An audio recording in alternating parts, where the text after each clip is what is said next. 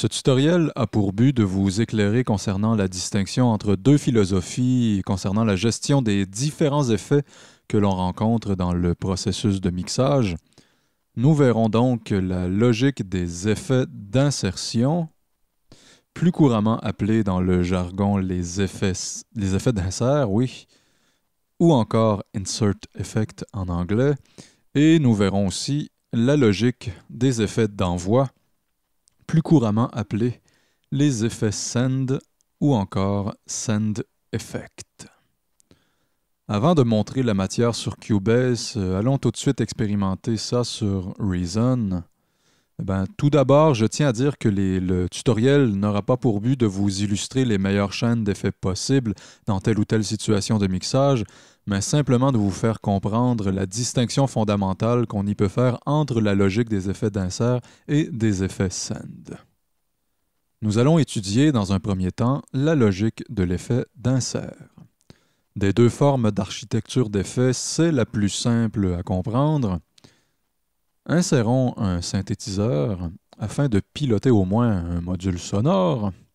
Prenons le Tor par exemple. Virons le rack en appuyant sur Tab.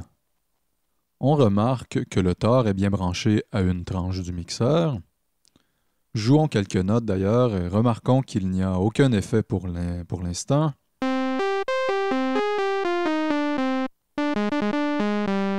Sous le Tor, allons insérer un effet de réverbération.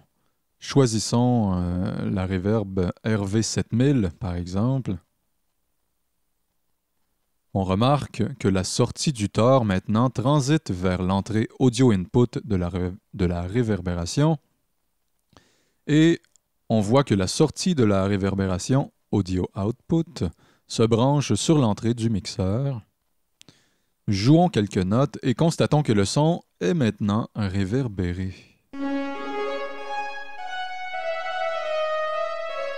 Comprenons ce qui se passe ici. Le son sortant du Tor passe dans le module de réverbération et le signal du Tor traité par le module de reverb ressort ensuite en étant redirigé vers l'entrée du mixeur. Retournons face avant et constatons la présence du potentiomètre Dry-Wet ici. Ce paramètre sert à doser l'intensité entre la présence du son non réverbéré, appelé ici le signal Dry, qui veut dire sec, et la présence du son réverbéré, appelé ici Wet, qui veut dire humide ou mouillé. Et ce n'est d'ailleurs pas pour rien là que l'on va souvent entendre l'expression « un son noyé dans un effet », par exemple « gloop ».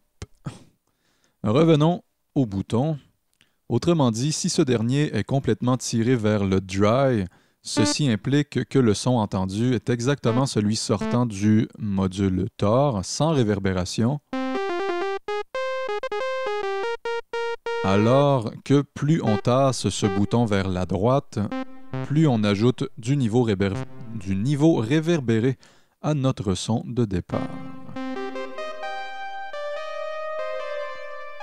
Ne serait-ce qu'en dosant ce paramètre, on arrive déjà à donner l'impression que le son soit assez près de nous, vers le dry, ou à l'inverse, plus loin, plus en arrière-fond du mixage, lorsque le bouton est vers le wet. Voilà essentiellement dans un premier temps pour ce qui est de l'effet d'insert. À noter que l'on peut très bien enchaîner les effets d'insert un à la suite des autres, mais cela doit être fait selon certaines logiques et je vais passer outre d'ailleurs cet aspect ici pour ne pas allonger la matière de ce tuto. Maintenant, insérons un sampler NN19 dans le rack. Allons chercher un son de clap.